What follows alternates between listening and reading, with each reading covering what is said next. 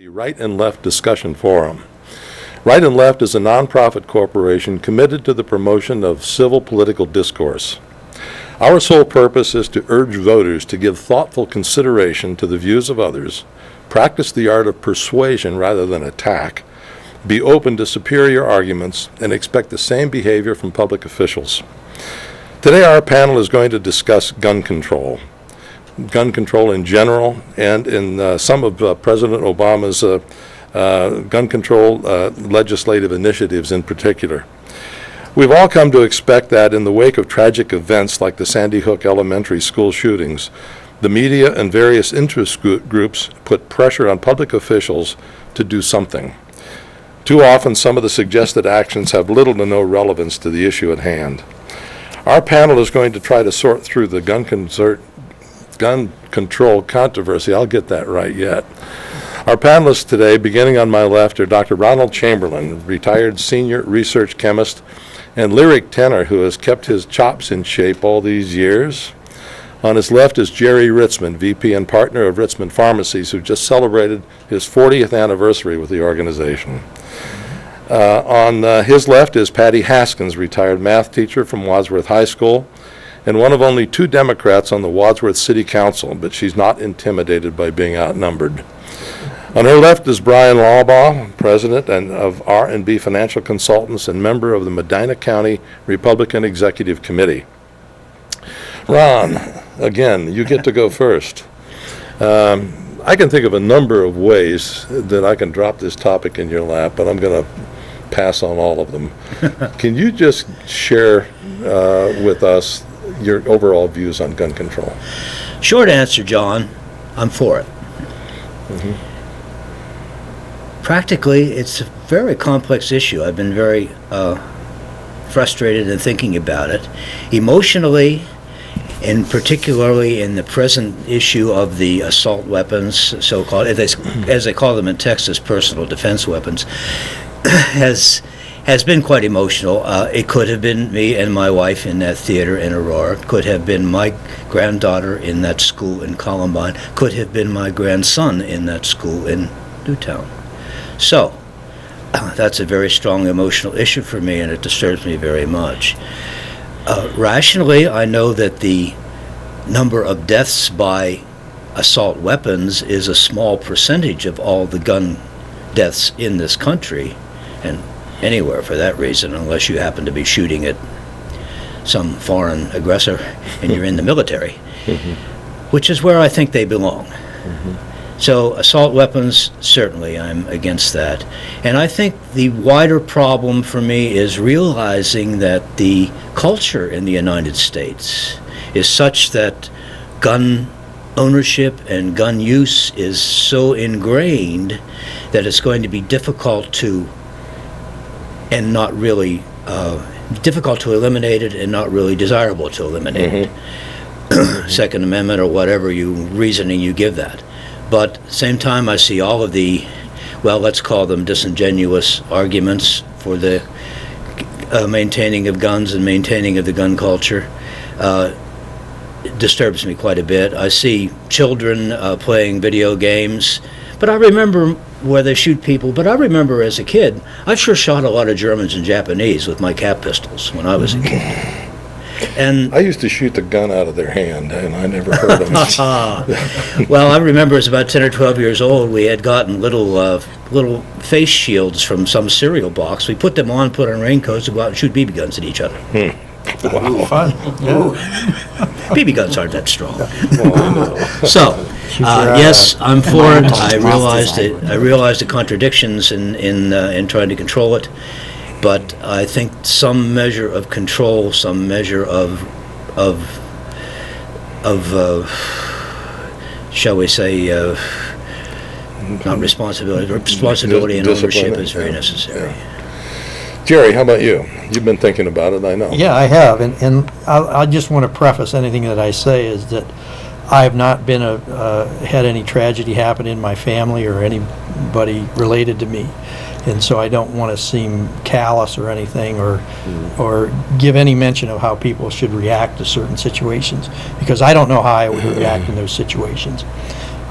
So let me get that prefaced. Ron, I have to agree with a number of your points, but my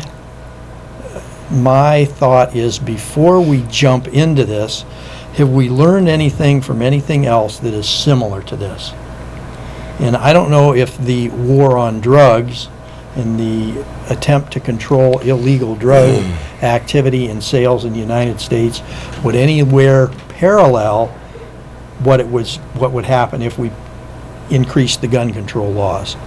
But just this last year, drug deaths exceeded traffic accident deaths in the state of Ohio and nationwide. In 2009, nationwide, there were over 1,200 more drug deaths from drug overdoses than from traffic accidents. Since the war on drugs started in 1970 or 71, started by Richard Nixon, we've spent, some estimates say, over $1 trillion. Some estimates say that if we would stop the war on drugs, we would save taxpayers $44 billion a year. So now, we're not talking about the war on drugs, but I'm saying, is there anything that we can learn from the war on drugs? And I'm not saying that if we stop the war on drugs that maybe drug deaths would double. I don't know. Maybe they're holding them down, but we need to look at that. But before we go jumping in and putting a bunch more regulations, a bunch of new laws to follow, we have the ATF, the Bureau of Alcohol, Tobacco, and Firearms. We've got mechanisms in place that I think that before we go layering on a bunch of other regulations and laws, that we ought to really closely examine, are they doing their job, and are we observing the laws that are there? In 2010, there were 10.2 firearm deaths per 100,000 people in the United States. What year was that? That was 2010. Of those 10.2 deaths due to firearms, 6.3 were suicides. And 3.6 of those, 10.2, were homicides. So, yeah, I don't know, Ron. I agree with you, Ron. Something needs to be done, but let's really look at all the issues and be judicious about it before we jump in and start throwing more regulations and taxpayer cost into something that may not work. I can't disagree with that in general. In detail, think about this, we don't have a director of ATF. Right, we're not at Congress this has point. not Right. approved of one yet. Right. Patty? I was going to say that, the ATF has really been cut back as far as what they're able to do and the number of people that are involved. And so I agree, we cannot jump in. It's such a volatile issue. Right. And, when you hear gun control, some people think that the government's going to come in and break down your door and steal all your weapons, and I don't think that's really the intention of anyone at this point in time. What we're trying to look at is maybe some way in order to keep guns, certain types of guns, out of the hands of criminals and out of hands of people that perhaps are unstable, that would do things such as Sandy Hook or at Columbine or at Aurora or one of those places. I just saw it was in the Beacon Journal a couple of nights ago, and they had a survey that was taken, it was the New York Times CBS News survey, and it said that 92% of those polled were in favor of universal gun control, of increasing and having a universal gun control, which is a really high percentage. Yeah. And I think that perhaps something needs to be done there. That's like one prong of the attack that you can take on the problems we have with guns. Perhaps, if that background check could better identify who was in the home. If they're, for example, in the case of the Sandy Hook shooting, the woman that purchased the guns purchased all of them legally and had gone through a background check. Yeah. But she obviously had a son, an adult son, living in her house who was unstable and who had those guns available to him. So is there a way we can take that background check and expand it? At presently, only 60% of the handguns that are bought are purchased with a background check. 40% are purchased at gun shows, and they have the exemption. And I'm not saying gun shows are bad, it's just that can't we enforce a background check at weapons purchased at gun shows? That same survey I referenced also said that 53% of the people surveyed were in favor of having a ban on assault rifles. Interestingly enough, I approached my brother, who is an avid hunter, and he has a lot of property down in West Virginia, goes down there and Kills things. Yeah. And kills, well, he misses a lot is what he does, actually. But Scares them, though. he scares them very badly. Yes. And I asked him, I said, how do you feel about assault weapons? And he said, assault rifles. And he said, well, do you know the difference between an assault rifle and a deer rifle? And I said, I don't have the slightest clue. And he said, there's none. He said, except for the way they look. A deer rifle is just like an assault rifle. They are a semi-automatic. You have to fire a bullet. You have to pull the trigger once each time. Yeah. And he said a lot of people don't really know what assault rifles are, and that's why they're opposed to them. They're not necessarily a military weapon. So I went on to ask him, I said, well, what about the size of the magazines? Because in that survey it said that 63% of the country wanted to put a ban on these large magazines. And he said, and I said, why do you possibly need a 30-round magazine? And he said, well, I enjoy just target shooting. And he goes, I don't like to have to change the magazine all the time. So I thought, well, okay, I can understand that. But then I saw Mark Gabby Gifford's husband, the astronaut, who spoke at the congressional hearings on this. And he made the comment that the shooter that shot his wife was finally taken down when he had to reload. But he had these large, I guess it's 30, I'm not a gun owner, so I don't know, is a 30 magazine the largest you can get? I don't know. But he at that time, then they were able to take him down, and he made the comment that the young girl that was shot and killed, was 6 or 7 years old, was shot not on the 8th shot or the 9th shot, but like on the 18th shot. And had he had a smaller magazine, while his wife still may have been shot, a life might have been saved. So I think there is possibly, some good in looking at that aspect. Well, apparently the magazines can get much bigger than that. Can I was they? reading about the Aurora shooter. Yeah. Actually had a 200-round magazine. Oh, you're kidding. No, but it jammed on the second round. It wasn't any good for him. See, I couldn't But wrap can you my... imagine how many people he could have killed in that theater with 200 rounds? I can't wrap my head around why anybody would need that large of a round. I did hear one person on I think it was on Fox News, yes, and they had a speaker in, and he made the comment that, if you have 6 or 7 people come in your house and attack you, you might need 30 shots. I won't tell you my brother's answer to that one, but I don't think that that's a common case. No. So, but actually, I'm in agreement with everything everyone has said so far, that we do need to look at all of these areas. Program here, are we? Yeah, we don't disagree that much. No, but I'm interested that you let all your Democrat friends know you watch Fox News. I know, it is kind of strange, isn't it? Opposition research. I watch both sides. I don't think that you can be... I do too. I don't think you can be well informed unless you get all points of view, which is why this program is so nice. Yeah, and we want to get Brian's point of view. Well, I wouldn't disagree with everything that's been said. I think the issue, as we've talked about, is the knee-jerk reaction to the overriding problem.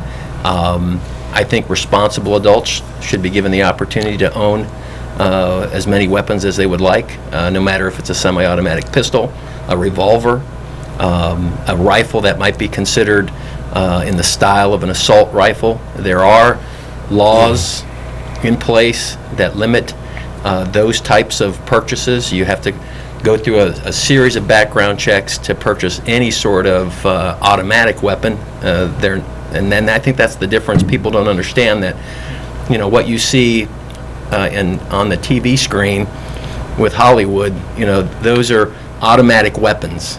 Semi-automatic would be like Patty's brother's deer rifle. As fast as he can pull the trigger, it's going to fire. So you could have a handgun that has a 12 or 13 round magazine to it. We have a Brady bill in place. I think if we look at the laws that we have on the books and work from that angle first, I think we're going to do a lot better. Within that law, there's everything about background checks, mental health issues that come up. So the laws are there.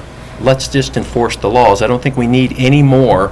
I don't think we need a universal law. I don't believe that you can craft a law that would work in a country of our size with such a diverse population.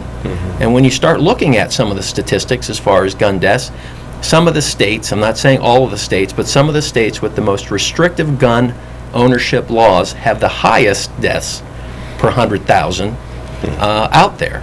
Illinois is one. Chicago has one of the highest rates of gun deaths. Oakland, California. 500 last year. Yeah, Oakland, California is another one. California has one of the strictest and most restrictive gun ownership. So you start looking at that, you have to really get into the numbers and figure out why is this happening, and let's deal with the problem. Can I respond to that? Really quick. I just saw on TV night before last the chief of police in New York City, and they have a high crime rate. It's not as bad as Chicago's. And he was questioned because New York City has the height, and he said the problem is that while New York City has strict gun laws, Chicago has really strict gun laws. The surrounding area doesn't. So it's too easy to have a pipeline of guns in. So unless you have a universal type law in effect, it's not going to do as much good as you'd like. One of the articles that I read that dealt with one of the issues is gang-related shootings. New York City has really taken a hard look at that, and they have hundreds of police officers and detectives that are dealing with the gang violence, and they've knocked it down to amounts, and they've seen that death rate go down. Chicago, on the other hand, has a fraction of the police officers that deal with gangs, and that's an issue right there. Criminals don't get background checks. They don't purchase guns legally. They're purchasing semi-automatic weapons. They're doing illegal activities. I think if you start looking in that direction, you might find some of your answers in some of these high crime, high gun, related incidents where you have, gangs that pretty much, operate without impunity. So I'm not saying that's the total issue, but part of it. Another issue here with the so-called self-defense, or using as a defense weapon. I was watching a program last night where I heard there was an NRA representative said, a well-armed society is a safe society. Everybody is a more polite society. When we did that with nuclear weapons, we called it mutually assured discussion. It sure made me sleep a lot easier at night. So I don't know. And my home was broken into a couple of weeks back, and the policeman came with his pistol, and I'm glad he had it. But I left the house and called 911. I didn't attempt to defend myself in case there was some person in there. The policeman said they didn't seem to take anything. Turned out they did steal a couple of small items. Says they were probably looking for guns or drugs, neither of which I have except for prescription medications.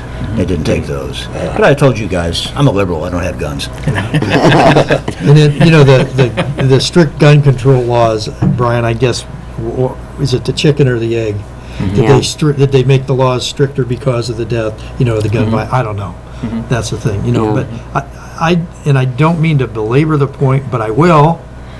I guess I do mean to, is that if we look at the parallel between the restrictions placed on drugs, illegal and legal drugs, and the drug deaths that I mentioned in the state of Ohio, a majority of those now, I believe, are due to legitimate prescription drugs, more than illegal drugs, more than heroin and cocaine and that. That is a problem. And so all of those drugs started out in legal channels.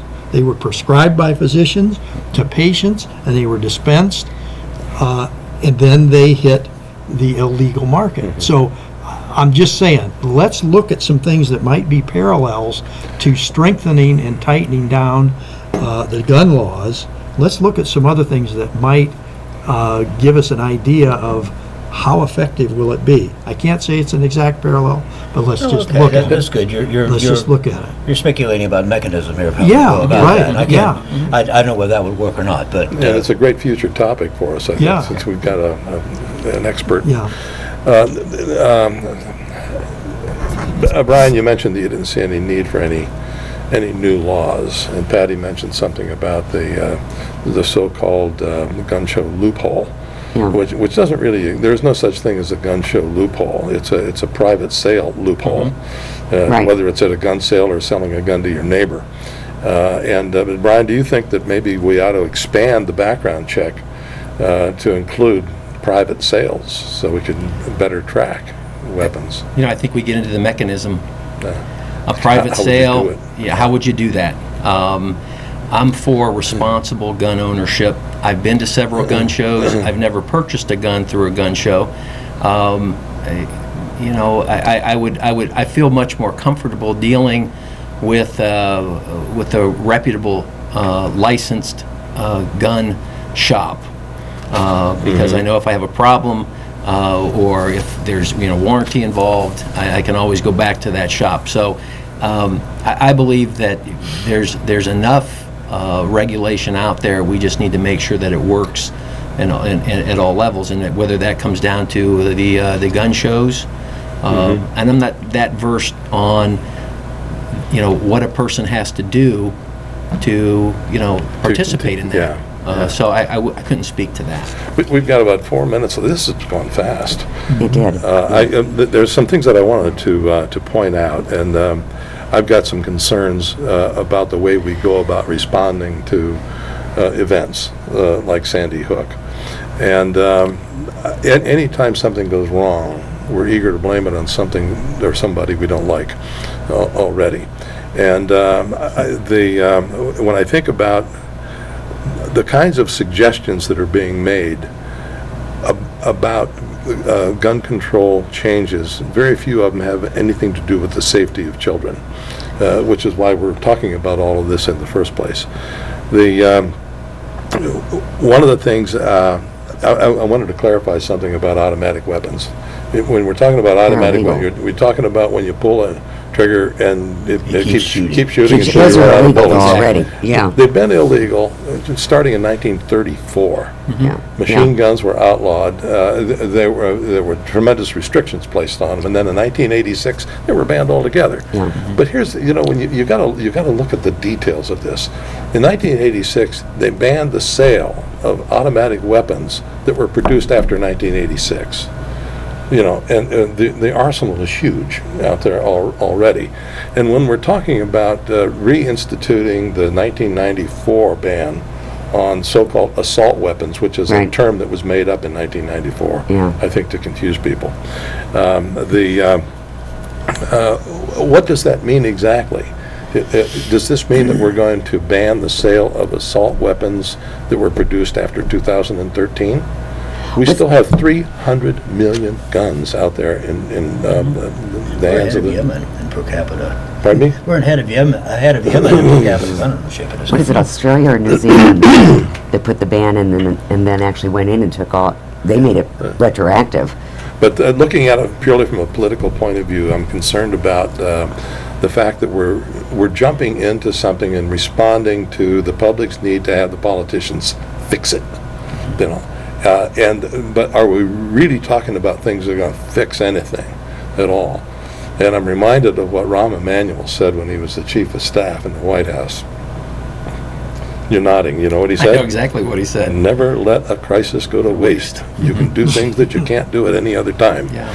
And that's, I think that's an important thing for us to keep in mind. Is that all we're doing is a knee-jerk reaction to a crisis?